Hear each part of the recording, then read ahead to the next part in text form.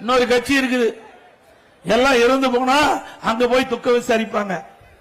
ஆனா அந்த கட்சிக்கு கொடுமை பாருங்க, நாட்டுடைய கொடுமை தலையெழுத்த பாருங்க. எதுக்காக வந்து இருந்தாங்க, ஏன் இருந்தாங்க, அந்த குடும்பத்தை இங்க வரவழைச்சு அனுதாபம் சொல்றாங்களாம். என்ன அது சினிமா அப்படித்தான் இருக்கும், டெக்னிக்கலா தான் இருக்கும். மக்கள் ஏமாற வேண்டாம், சினிமா பார்க்கலாம்.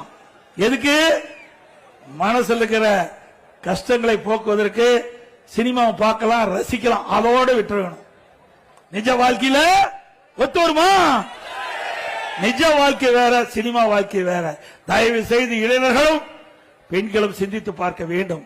நிஜ வாழ்க்கை என்பது கடினம், சினிமா என்பது கனவை போல. கனவு காண்கின்ற பொழுது கண்ணை திறந்தா கனவு மறைஞ்சு போயிடும். அதுபோல சினிமா பார்ப்பது அந்த திரையரங்கு வெளியிலே வந்து விட்டால் அதோட போயிடும். அப்படித்தான் நீங்க என்ன வேண்டும் என்பதை இந்த தயவு செய்து அல்கூர்ந்து நீங்கள் இளைஞர்கள் சிந்திக்க வேண்டும். சிந்திச்சு பாருங்க. கொரோனா காலம், இளைஞர்கள் பாதிக்கப்படக்கூடாது, மாணவர்கள் பாதிக்கப்படக்கூடாது.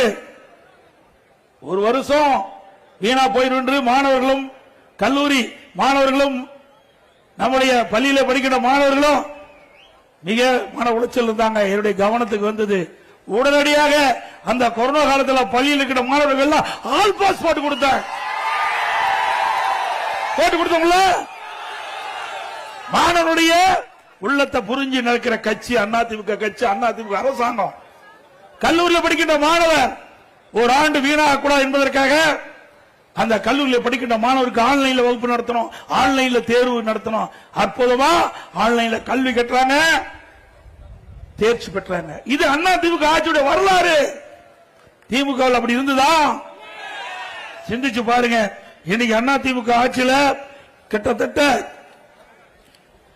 5 ஆண்டுல 10 ஆண்டுல 2011 இருந்து 2021 வரைக்கும் இதுவரை தமிழகத்தில் இல்லாத வரலாறு.